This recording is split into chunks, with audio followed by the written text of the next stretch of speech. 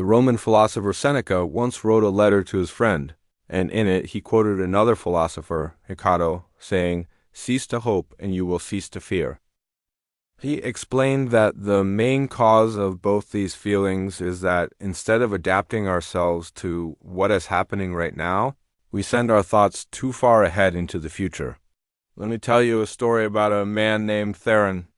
Theron sat in his small, stuffy office, the air thick with the smell of old paper.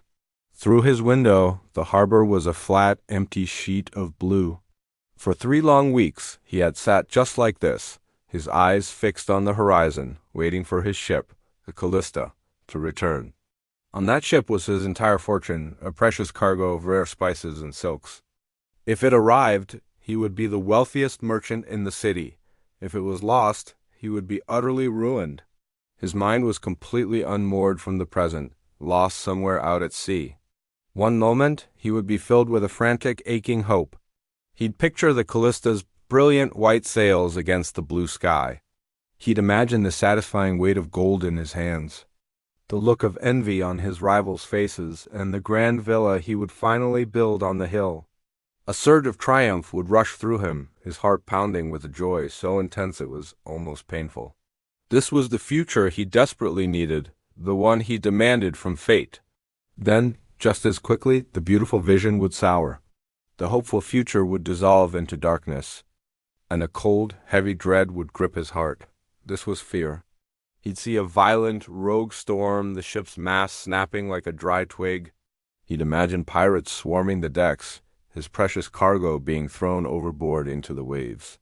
He would picture his creditors, their faces hard and unforgiving, as they seized his home and everything he owned. This imagined ruin felt so real that he would break into a cold sweat, his stomach clenching into a tight, sickening knot. Day after agonizing day, he swung between these two poles, ecstatic hope and paralyzing fear. He was a man suspended in time, tormented equally by the beautiful ghost of what might be and the terrible shadow of what might also be. While Theron was lost in these competing futures, his actual life in the present was crumbling around him. A fellow merchant, a practical woman named Lyra, stopped by his office. "Theron," she said gently, "I have a small but certain opportunity for us. A caravan heading inland needs supplies, and your warehouse has the ropes they're looking for. We could make a modest but immediate profit." Theron barely heard her. His eyes were still glued to that empty horizon, scanning for any sign of a sail. "I am waiting for my ship," he muttered, his voice tense and distant. "This is no time for such trivial things," Lyra tried again. "But Theron, this is real business right here, right now." "I cannot be bothered," he snapped, turning to her with a wild, haunted look in his eyes. Seeing his state, Lyra quietly backed away and left him to his vigil. The sun began to set, painting the empty harbor in soft shades of orange and purple. No ship had come. Theron was exhausted, completely hollowed out. He hadn't eaten all day. He hadn't done a single stroke of work. He had only vibrated with hope and shivered with fear. His gaze fell upon the small, dusty ledger on his desk, the one Lyra had pointed to. And in that moment of quiet exhaustion, he had a profound realization.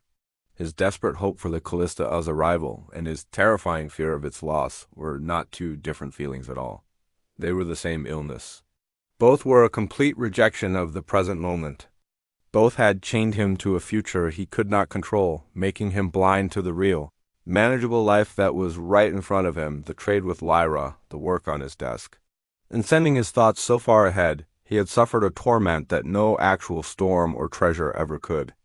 If this story connected with you, please like, comment, and subscribe for more content just like this. Thank you for watching.